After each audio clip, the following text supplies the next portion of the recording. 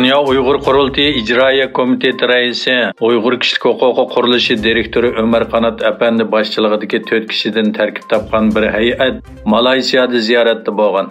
Egilishicha 24 fevral Malayziya parlamentining raisi Johari Abdul Efendi parlament binosidagi ishxonasida mazkur hay'atni qabul qilgan. Ko'rishda Ömer Qanat Efendi Malayziya parlamentining Uyg'ur qirg'inchiligini e'tirof qilib qaror ma'qullashini talab qilgan. Ömer Qanat Efendining bildirishicha, ularning Malayziyadagi eng chong ommaviy tashkilotlar, jamiyat arboblari va parlament a'zolari bilan bo'lgan uchrashishi g'albilik, muvaffaqiyatli davomlashayotgan ekan. U bu qitimqi ziyoratining unumli va tarixiy ziyorat bo'ladiganligini ta'kidladi. Xitoy doiralari Amerikadagi sun'iy idrok til modeli ChatGPT qo'llanishchan programmasini Sharq Turkiston va Uyg'ur haqidagi tushuntirishi sababidan chekladi. Bu masala davlatning eng chong ijtimoiy aloqa supasi bo'lgan va Xitoydagi Twitter deb atalgan videoda o'tirg'i chiqdi.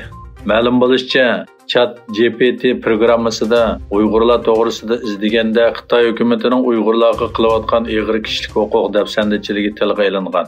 ChatGPT yana Sharq Turkiston Xitoy ishg'ol qilgan rayon deb chiqarib beradi ekan. Sharq Turkistonning Nilqi rayonidagi arxeologik tekshirish o'rnida 3500 yil burungi so'ngakdan yasalgan kal harvisi, yog'ochchoq va muz chanisi topilgan. Ma'lum bo'lishicha, 2015-yili Sharq Turkistonning Nilqi noyisida arxeologik qoldiqlar bayqalgan. Madaniyat meroslari va arxeologiya instituti 2019-yili bu rayonda arxeologik qazishni boshlagan. Tekshirish natijasida ular Sharq Turkiston va Yevroasiya sahrolarida bayqalgan mis qurollar davridagi eng chong, eng yaxshi saqlangan tosh qabri binokorlik qoldiqlari ekanligini aniqlab chiqqan. Qoldiqlar ichida muz telish chanisi, kalarusi, yog'och chaqi va boshqa 40 necha buyum tepilgan bo'lib, bular milodidan burungi 16-asrdan 15-asrgacha bo'lgan davrga tava ekan.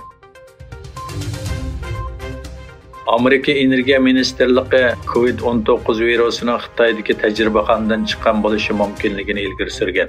Wall Street jurnali gazetining xabar qilishicha, Amerika Energiya Ministerligining bir yangi istixborot dokladida virusning Xitoydagi bir tajribaxonadan chiqib ketgan bo'lishi mumkinligi faraz qilingan. Yuqori darajalik bir Amerika istixborot amaldori bu dokladning yangi erishgan istixborot, ilmiy tadqiqot va hukumat sirtidagi mutaxassislar bilan so'zlash orqali tayyorlanganligini aytgan.